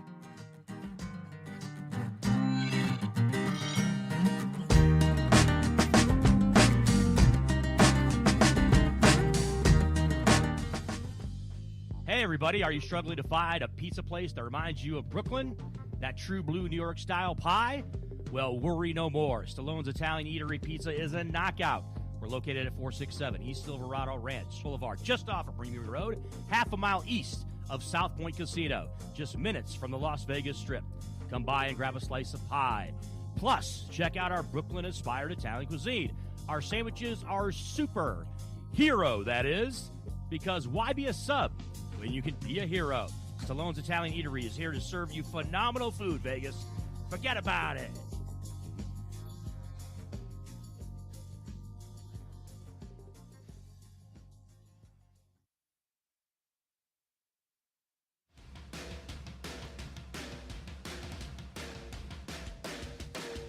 Hey everybody, it's Brian Shapiro from Pushing the Limits here. I want to tell you guys about my good friends at the Postal Annex. They have a notary signing agent, on-site daily, no appointment needed, and they offer a full scale of printing services from shipping labels to documents, business cards, banners, photos, and business signage. They're your passport service headquarters. They offer passport photos, and they can renew your adult passports. If you're traveling in a hurry, they can get those passports to you within 7 days or less. Mailbox rentals with a physical street address, and they also receive your packages from Amazon, UPS, FedEx, USPS, and more. Here's the best part. If you're a Pushing the Limits listener, they have an introductory rate of only $39 for a 3-month service. You can't beat it. Give them a call, 702-873-8005. Check them out at 6130 West Flamingo Road. It's the Postal Annex. And tell them I sent you. Buying or selling a home is a huge life event that requires guidance from an expert in the industry and community. My name is Blake Wynn. You may recognize my name as my grandfather was the best governor the state of Nevada has ever had. Growing up in Las Vegas, I've come to know this community intricately. Now, I am raising a family here as well, so I understand all the issues impacting our home and quality of life. As the top realtor for the #1 real estate team at Keller Williams, you can have confidence in my experience, knowledge, and track record. When it comes to buying, selling, or investing in real estate, choose a name you can trust and someone who understands the community you call home. Call Blake Wynn today and experience the difference of a trusted expert. 702-540-3311. The Farmer's Burger from Farmer Boys. Beef, bacon, cheese, hand-smashed avocado, and fresh veggies. Best burger champ. That's how we drop the mic. Farmer Boys. Farm food ain't fast food. Farmer Boys' new always crispy fries stay crispier and tastier all the way home. If they make it home. Sharing is caring. Farmer Boys. Farm food ain't fast food. Jumpers Jungle Family Fun Center is an indoor children's jump and party space in Las Vegas, located at 2050 South Rainbow Boulevard. Kids of all ages can come and jump on our bouncers, race through the obstacle courses, speed down the mega slides, slam dunk into the basketball hoops, and much more. Are you looking for that perfect birthday party venue? Look no further. Jumpers Jungle has a party package that will fit your needs. Check out the open play schedule online at jumpersjungle.com or call 702-463-JUMP. It's time to jump your way to fun at Jumpers Jungle on the corner of Oakey and Rainbow. The best choice for convenience, comfort, and value, My Place hotels are ideal for both short-term and long-term travelers. The rooms at My Place features pillow-top mattresses, microfiber bedding, and a variety of soft and firm pillows. All extended stay rooms offer their own kitchen, which includes a full-size refrigerator and a cooktop. On-site laundry facilities are also available for extended stays at pet-friendly My Place hotels. Book your stays online at myplacehotels.com. My Place Hotels, St. George and West Jordan, Utah. Make My Place your place. Shopping is always easy with the Radio Shopping Show. Whether it's shopping during any one of our live shows right here on AM 1400 or listening live on the KSHP app, you can always call in at 702-221-7283 to pick up great deals with your favorite host. Or shop 24/7 at kshp.com. Go to kshp.com and select Shopper's Guide to browse hundreds of businesses featured on the show. Place your order online and we'll have it shipped right to your front door. With so many possibilities, it's hard not to shop.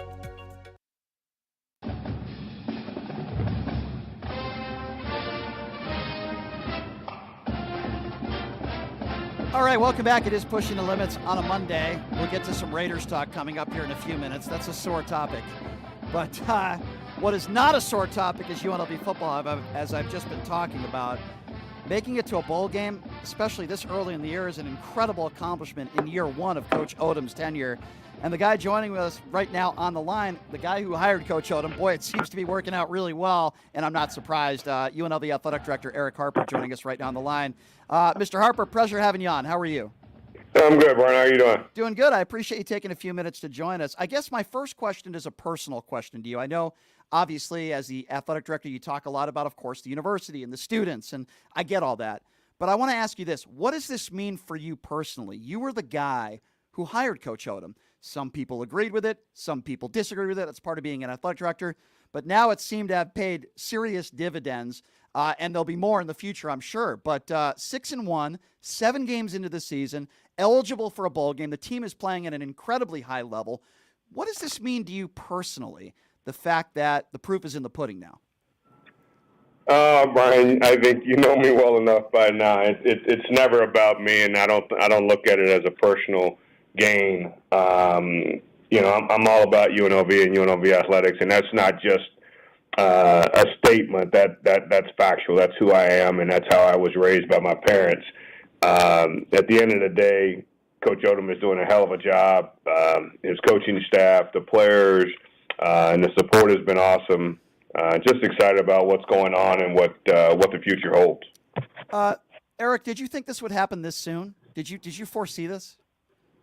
You know, I saw what I thought was some winnable games on the schedule, and I think that 6-1 at this point, ecstatic.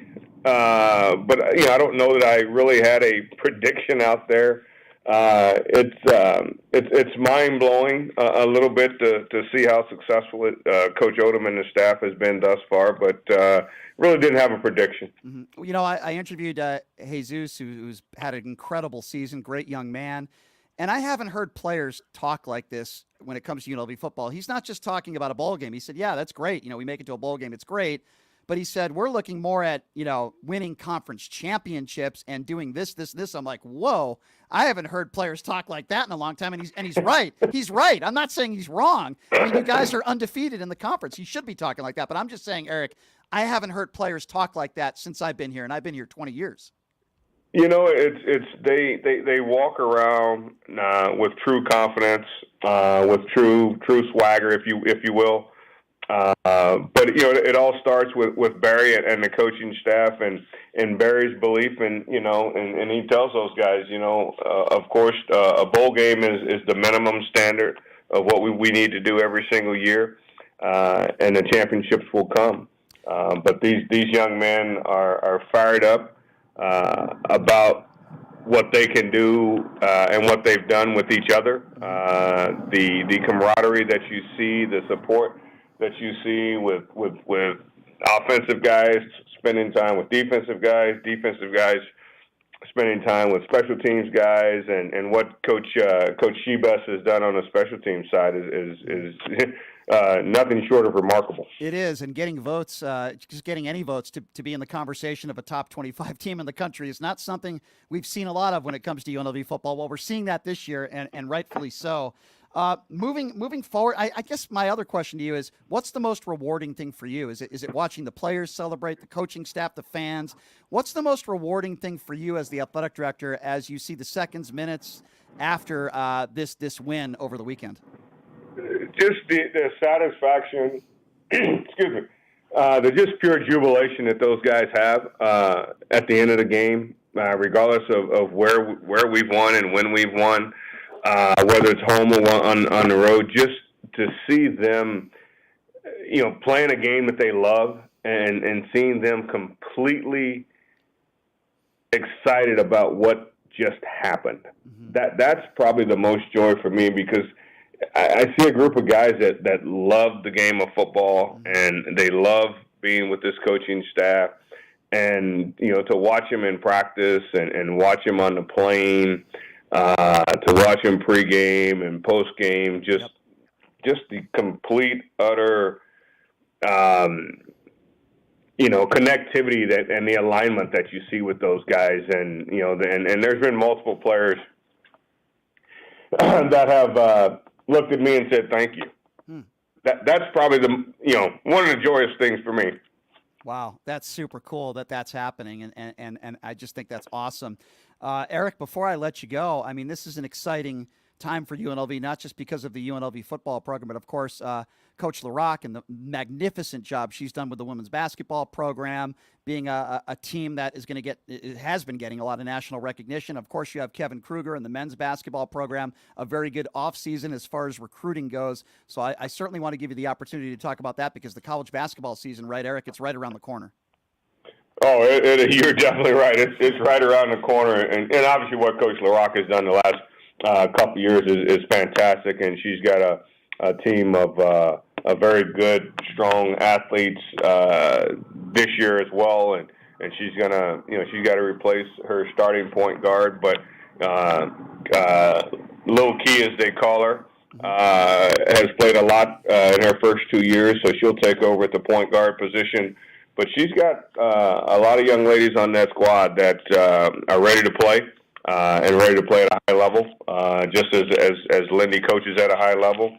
And what Kevin's done on the recruiting side, and I've seen those guys in practice a little bit, excited about what they can do, excited about what they were able to do this past weekend in a scrimmage. But those guys seem to be very connected and aligned with Kevin and what his expectations are, and fired up about Kevin as he continues to grow as a head coach, and looking forward to getting the postseason this year. No doubt, no doubt. It's an exciting time for UNLV, and as I say on the air all the time, you're a big reason why. I mean, there's a lot of key parts here, and I know you're a modest guy, but you've made some great decisions since you've taken over as the athletic director, and I know you will continue to do that, and certainly admire what you're doing. Please keep up the great work, and look forward to seeing you out there at a next game, no matter what that game might be. I know you're always there, and keep up the great work, Eric. I certainly have a lot of respect for what you're doing, and this is a really exciting time, certainly for UNLV football as well. And appreciate the time, as always. All right. Appreciate it, Brian. Thank you. Have a great day. Have a great week. Thank you. You too, Eric. That's Erick Harper, the UNLV athletic director. I mean every word I just said. A big supporter of his and what he's done. But on the other side of things, I hate to go negative now because it's so positive what's going on with the UNLV football program. But what a mess yesterday in that Raiders game against the Chicago Bears on the road. The worst team in the NFL with their backup quarterback. I don't care if Garoppolo wasn't playing. What an embarrassment. And I hate having goalie Scott Gulbrenson on when I always have to be so damn negative, but I have to. It was an embarrassment. I'm going to try to calm down now. And Gully's level it down a little bit. Gully, always a pleasure having you on, from the co-creator of the Silver and Black Today podcast. You do a great job covering the Raiders. Oh, my God. If you had to describe that Raiders game yesterday in a few sentences, what would you say, my man? Excrement. I just use one word. That's probably the most apropos word. Listen, I think that it goes beyond the pale. It's crazy to think about where this team is at. We are just talking about how they were on a little win streak. Yes, it was against bad teams, but the defense is playing better. They go to Chicago against a team. And we had a guest on our show last week from Chicago, from the Ticket there in Chicago, the radio station. He's a talk show host. And he was telling us how bad the Bears offensive line is. They only had 2 starters that were healthy. Right. The center was terrible. Of course, the quarterback, a Division II quarterback, and that he couldn't even fathom how the Bears would beat the Raiders because their coaching is terrible as well. So then the Raiders get to Chicago, and the Bears from the get-go, outside of the first series going 3-and-out, just run roughshod over the Raiders defense like they weren't even there. Averaging they 5 yards a carry. Yep. Oh, they made it look so easy. So immediately you saw something, and this gets to the bigger point, is an unprepared team. Okay. An unprepared team against an inferior opponent when you look at just a talent perspective. And they go in and they lay an egg. But this is a Josh McDaniels special. This is what he does. If you look at his history through 24 games, my friend Brian, and you see what he's done. I know you've been on this bent and you've said he's not the right guy. And you're absolutely correct, because his record now with the Raiders, do you remember the disaster he had in Denver, right? Absolutely, I remember. That's why I didn't want him hired in the first place. I said that when they hired him. I said, why would you hire this guy?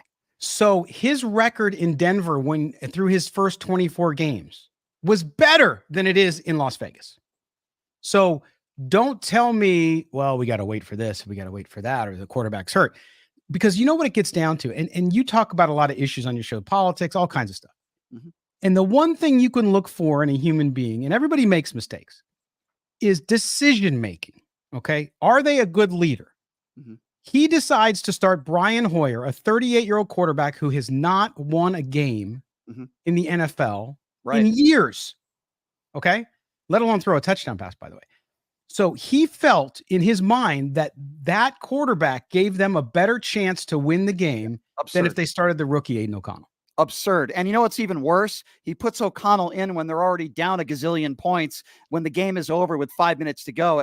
That to me, that was even worse. Just keep him out there. Keep Hoyer out there. I mean, there were so many bad play calls, and the defense was soft. There are so many ways we can go in this game, but I got to tell you right now, I thought McDaniels should have been fired already.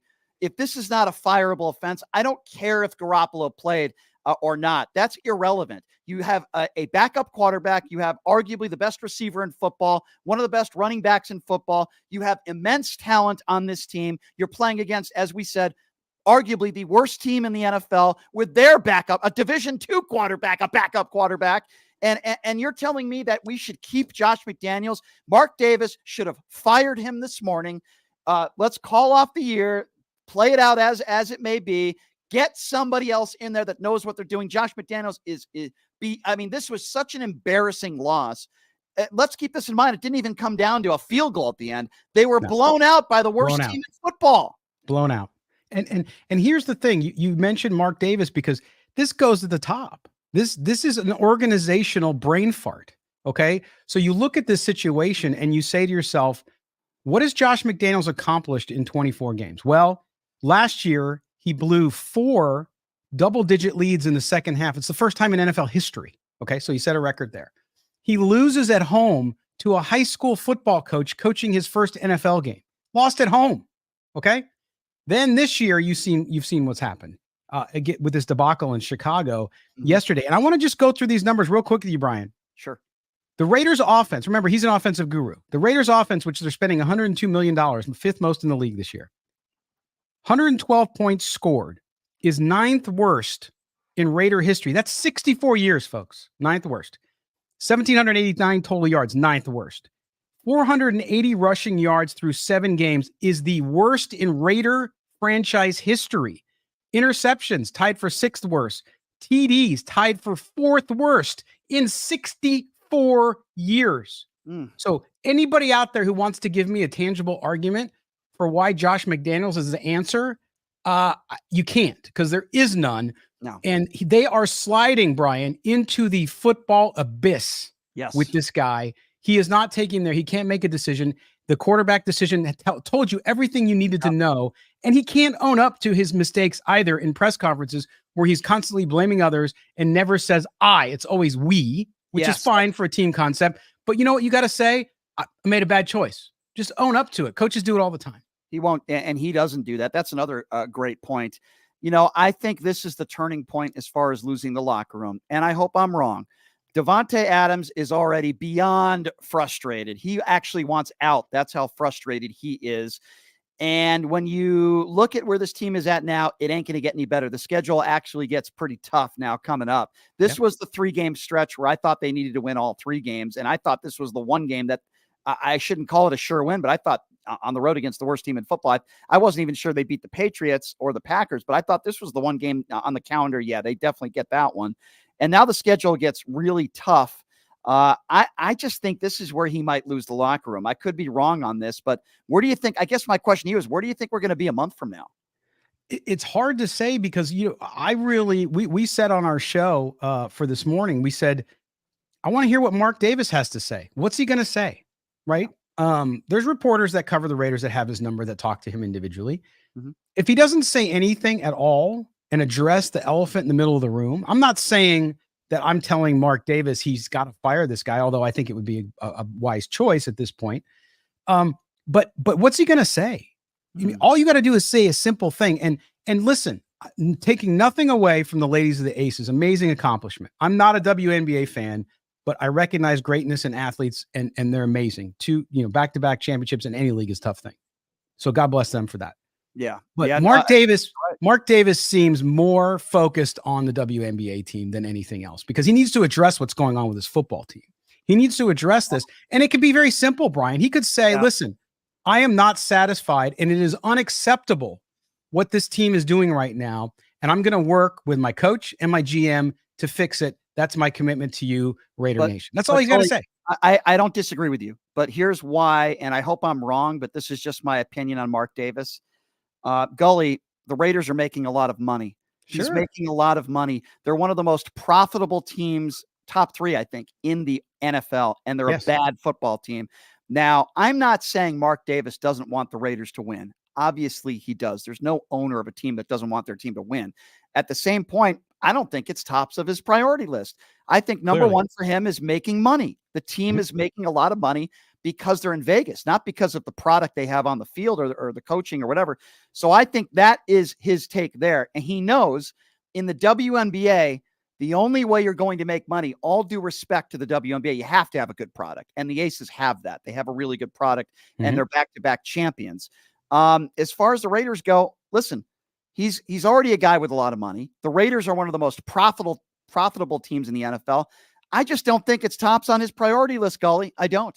Well, and you may be right. And I always give credit to Mark Davis for the financial turnaround of the franchise because it's undeniable. I mean, to not give him credit for that would be just lying. Mm-hmm. So I see you there, and I look at former franchise owners and teams that had that same mentality. To your point, it's like, hey, we're profitable. I mean, he was a piece of crap human being, but Donald Sterling with the Clippers, it was like having a Mercedes to him. He never cared if his team won, besides being a racist and all the other things he was. He didn't care. He wanted to show up and sip wine at courtside. That's all he wanted to do. And he was rich enough where he could own a team and it didn't care. And it stayed in the black. Now, if that's your goal, that's fine too. The issue with that, though, is when you look at the PSL structure of that stadium there, I'm not saying that the Raiders are going to have some hemorrhaging in tickets because they're already sold out. That's when people say, we're going to boycott. I'm like, what are you boycotting? The tickets are already sold. Right. You're not going to hurt the team in any way if you don't go to a game. Yeah. But when those PSLs start to run out or people start to look to unload them and the value goes down, then you start to have financial problems as well. And you start to have sponsors. Now, maybe sponsors don't ever care. It depends what their commitment is. But I do think, though, that for the fans' perspective, he needs to say something to them. I'm not saying he's going to fire the guy because it's his decision, whether we think so or not. But what he should say is, that's not acceptable to me. I want to win. I don't want to be embarrassed on the road, because I think the fans need to hear that. And then what he does to address it on his own is his business. I could not agree with you more. You need that from Josh McDaniels to take ownership, which he really doesn't do. You need Josh to get up there and face the music. I don't think he's going to be the head coach after this year. That's just my personal opinion. I think Mark Davis is probably at this point going to pull the trigger at the end of the year, unless something dramatic happens here. I don't think the Raiders are going to win more than a couple games this year. I just don't see it happening. I could be wrong. And I think Mark Davis probably pulls the trigger at the end of the year. I also agree with you. It'd be nice to see Mark Davis take a little bit of ownership and show some passion and speak to the fans out there that are very passionate. The Raiders fans are very passionate, and speak to them as well. So again, I couldn't agree with you more on that. Looking to this coming weekend when they play a game on the road, is this team capable of bouncing back against a much better football team?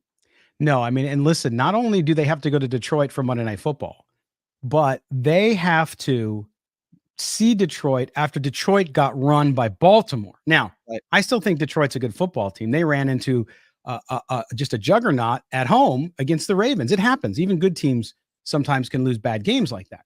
So they're going to come home and they want to prove everybody that it was a fluke, and they want to show that they're one of the top teams in the NFL on a national stage. I didn't even think about that, Gully. You're so right. I mean, they got embarrassed. They got embarrassed.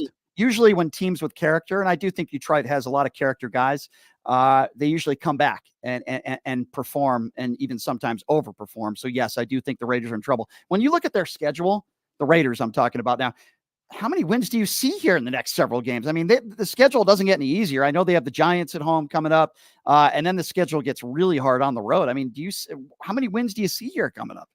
You know, like I said a couple of times on the show here with you, I picked them to win 7 games this year. I don't see 7 games. They're at 3 now. I see 2 more maybe, and I don't even know when, though, to be honest with you. I think they'll probably end up surprising me. Yeah. But, I mean, they couldn't beat the Bears, Brian. So now they're going to go beat the Giants. I don't know. They're going to beat the Jets. I don't think so. Yeah. Like, they're not going to beat the Dolphins. I mean, I'm right exactly where you are mentally with this team. I'm like, okay, maybe they win a couple more games. Maybe they get to 4 or 5, but I'm like, again, I don't know where that happens either. I mean, maybe, but I don't see this team getting any better. They're only going to get worse as far as I know. I know Garoppolo gets healthy, comes back. You're going to have a better QB out there, but if the play calling continues as is and the defense continues to underperform, I don't see this team getting any better. Yeah, and even your better QB is in the bottom third of the league. So they have a problem in that the most important position on the field, they have no one there, no one consistent, which is why, to me, you know, Garoppolo if he comes back and he plays against Detroit, which I anticipate he will, great. Okay. But if he stinks it up again, Brian, put in the rookie and just ride with him. I couldn't agree with you more again. I mean, you know, what do you have to lose at this point, right? We'll have to see wait. What he's got. Yeah. Again, I'm with you 100%. And, you know, I know he made some Josh McDaniels, in a way, it was kind of a cheap shot at O'Connell when he said in the press conference yesterday, well, we don't really pay too much attention to preseason. Well, I mean, I get where he's coming from, but at the same time, you think Hoyer would have had a preseason like that? I'm not so sure. I was going to tell you that he says don't pay attention to preseason, and clearly he doesn't, because Brian Hoyer was terrible in the preseason. Horrific. Horrific. You're 100% right. Well, I hope that maybe we could maybe be a little bit more positive about the Raiders in the coming weeks. Yes. But you and I are always going to be very honest. And I know some of Raider Nation, even some of those within the Raiders organization, I found out don't like that, but too bad. I don't care. That's why I always love having you on, Gully. And Brian, one thing before we go, because I know we're running out of time, is I will give you a positive from the game. And that was number 7 draft pick overall. Tyree Wilson had his first sack against the Bears. So at least you can look at something. If you're out there, Raider Nation, you're like, okay, how can I get through the rest of the week with something positive? At least Tyree Wilson looks like he's starting to warm up a little bit. So maybe by the end of the season, he's doing pretty well. That's good news. And Josh McDaniels also said that they were, quote, very competitive in the kicking game. He did say that. So I've been criticizing him all day for it. It's ridiculous. It is. Gully, you are the best, my friend. I always appreciate it. And let's have you on next Monday and we'll preview the Monday night game, my friend. I appreciate you coming on. Sounds good, Brian. Take care now. Thanks, Scott. All right. Love that. Scott Gulbrenson, Gully, always honest when it comes to Raiders football. I think most people that cover the Raiders are, but there are people that are not. You know, hey, we got 2/3 of it positive, right? The Aces back-to-back WNBA championship parade tonight. UNLV football, we had their athletic director on, Erick Harper. Great guy, doing a phenomenal job as AD. And I don't have anything positive to say about the Raiders. I'm sorry, folks, I don't. So I got into a heated email exchange with a nationally syndicated right-wing buffoon radio host. His name is Joe Pags. He's on like 80 stations across the country. He mentioned me on his show, and we've been going back and forth through emails, why he's a coward and what he had to say to me. I'm going to read the entire email exchange first segment tomorrow. It's going to be a lot of fun. And then it's going to get heated, as it always does with a woman who's running for senator, a MAGA Republican, and that's okay, at least for debate, on my eyes. Rhonda Kennedy's going to be joining us in studio tomorrow as well. And maybe last segment we'll be able to preview the parade and have some fun there. And I will have some very, very big announcements about this show to make. I can't talk about it yet, but I'm talking huge announcements about expansion of this show. I have to wait until the boss gives me the okay to do it, but it is happening, and I will be sharing with you more information coming up very, very soon. I ain't going anywhere. The show's going to stay here, but we're just going to be expanding. That's all, if you know what I'm saying. So anyway, thanks for joining us, everybody. We'll see you tomorrow, same time, same place. Have a great day.